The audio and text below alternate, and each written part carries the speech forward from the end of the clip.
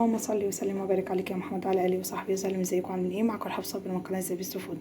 مين بقى لسه نقول ما بتعرفش تعمل القرنبيط؟ لا، الكل بيعرف يعمله، بس في تكات بسيطه جدا هتخليه معاكي مقرمش وتحسي ان انت بتاكلي كنتاكي. عندي قرنبيطه انا يعني نقول واخده القرنبيطه، رحت حطيتها في ميه بتغلي وحطيت عليها ملح ورشه كمون. بصوا يا جماعه بتطلع زي الفل معاكي. خلاص ما تهريهاش في السلق، ما تقراش، طلعيها قطعه كده عشان ما اطولش عليكم الفيديو. بصي الواحده الفراورايه لوحدها، القرنبيط ده روعه يا جماعه.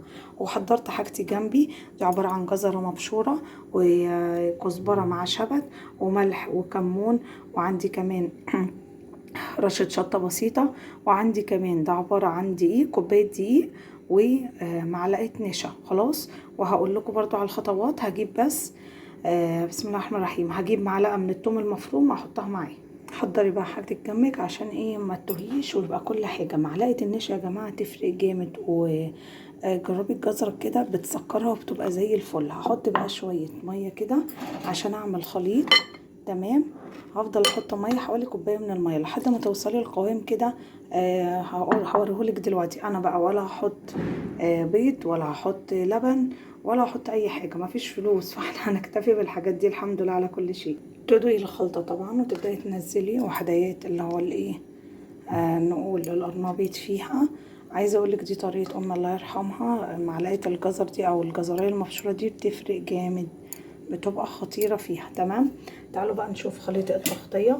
ده عباره عن ايه؟ معلقتين من البقسماط، انا كنت عاملاه في البيت عادي، وعندي كوبايه ونص من الدقيق، عليهم برضو ملح، وعندي شطه، وعندي كمون، ومعلقتين من النشا. وقلبي بقى الخلطه الجميله القمر دي. تمام، تطلعي بقى من الخليط تحطي بقى هنا، وطالما حطيتيه في الدقيق تاني يا جماعه يبقى على القلي على طول. تمام، يعني انا دلوقتي مثلا هوريك انا هعمل كميه دلوقتي، وهي عايزه اقول ملحوظه صح وانتي بتقلي تحطي معلقه زي ما انتم شايفين كده، بتغلفيها بقى بالدقيق. تمام، وتنفضيه كده وعلى طول على الطاسه. تمام، هوريكم بقى واحده تانية كده. بصوا الخلطه يا جماعه جباره، صدقوني هتدعولي على الخلطه دي. الله يرحمك يا امي، بصراحه خلطه حلوه جدا. ومعلقه البقسماط دي برضو بتدي قرمشه حلوه قوي. ممكن تحطي كركم على فكره عشان لو عايزاه لونه اصفر، بس كده. يعني عايزه اقولك انك تخلصي الكميه كلها تسيبيها في الدقيق، ما تطلعيش من الدقيق وتحطيه في طبق وترجعي تفرطي، لا، كله في الدقيق، ومن الدقيق على طول تنفضيه كده وعلى الطاسه على طول. تعالوا بقى نقلي الكميه كلها ونشوف بعد التسويه عامل ازاي.